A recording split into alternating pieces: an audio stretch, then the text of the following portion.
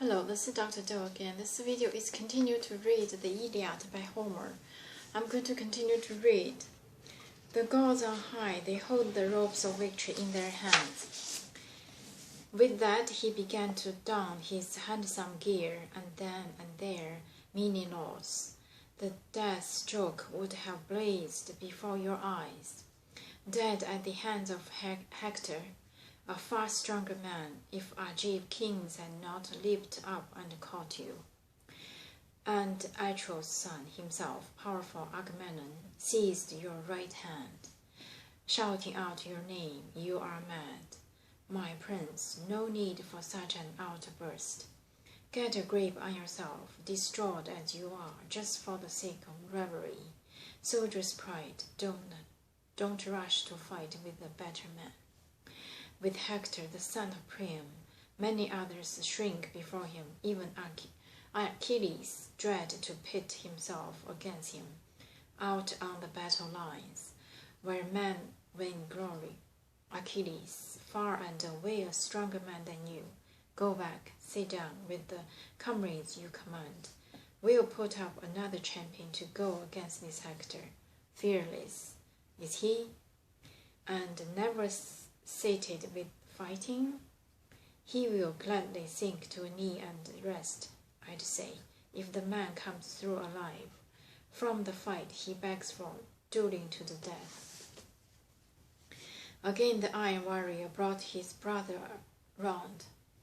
Good counsel, fitting too. Menelaus yielded at once. He aids, elated, lifted the armor off his shoulders, and then Lord Nestor rose and spoke among the men. No more all enormous sorrow comes to all Achaeans. How he would groan at this, and old horseman Peleus, that fine speaker, the Median famed commander, how he rejoiced that day, questioning me in his halls, when he learned the blood and birth of all the Argives. Now if he heard how all cringe in the face of Hector, time and again he'd stretch his hands to the gods and pray that life breath would quit his limbs, and sink to the house of death. Oh, if only Father Zeus, Athena, Apollo, I were young again, fresh as the day we fought by Celadon's rapids. Our Pylians in platoon against the Arcadian spearmen under fierce ramparts. Round the Ladanus banks, when Arcadia's champion Eurothalin strode forth, a man like a god for power, his shoulders stacked with King Arethu's armor, massive Arethus, the great war club, so they call that hawk. His men at arms and their sashed and lovely women. He would never fight with a bow or long spear, no, with his giant iron club he'd break battling open. That monster, Lycurgus, cut him down by stealth. That monster, not force at all, on a footpath so cramped his iron club was useless, fending off his death. There, before he could heft it, a sudden lunge, and Lycurgus' spear had run him through the guts. Flat on his back he went, slamming against the ground, and his killer stripped the armor brazen Ares gave him. He donned it himself.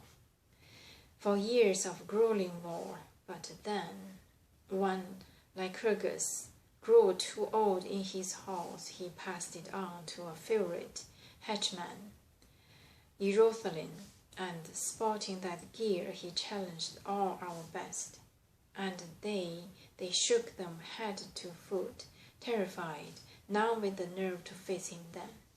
Only I, my hardened courage drove me to fight the man in a hot burst of daring, and I, the youngest trooper of us all. I took him on, and Athena gave me glory. By heaven, Eurothalin was the biggest, strongest man I ever killed.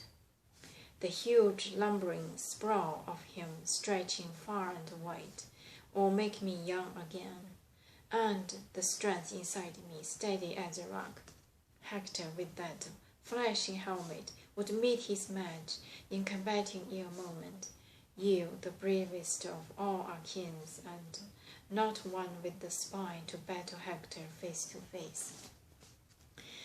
The old man's taunts brought 9 men in their feet. First by far, Agamemnon, lord of men, sprang up, and following him, Tydides, powerful Diomedes, next the great and the little Ajax, armed in fury. Idomeneus after them, and Idomeneus' good aid, Merion's a match for the butcher god of war. Eurypylus after them, Eumen's gallant son, Thor's son of Argemon, Odysseus out for exploit. All were rose to go up against Prince Hector. Once more the fine old horseman gave commands. Now shake the lords for all. The first to the last man, we'll see who wins. He's the one to do this. Achaean commands proud. Do himself proud too, if he comes through alive from the fight that awaits him dueling to the death. And each soldier scratched his mark on a stone and threw it into Agamemnon's helmet.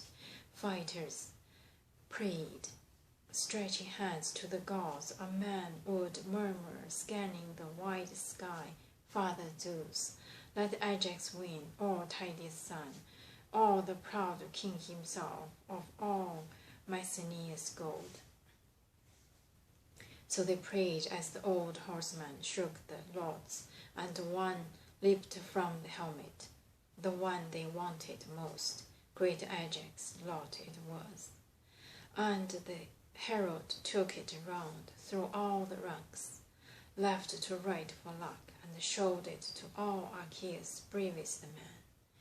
None of them knew it, each denied the mark, but once he'd passed it around, reached the man who had scratched the stone and thrown it in the helmet, Ajax bent on glory.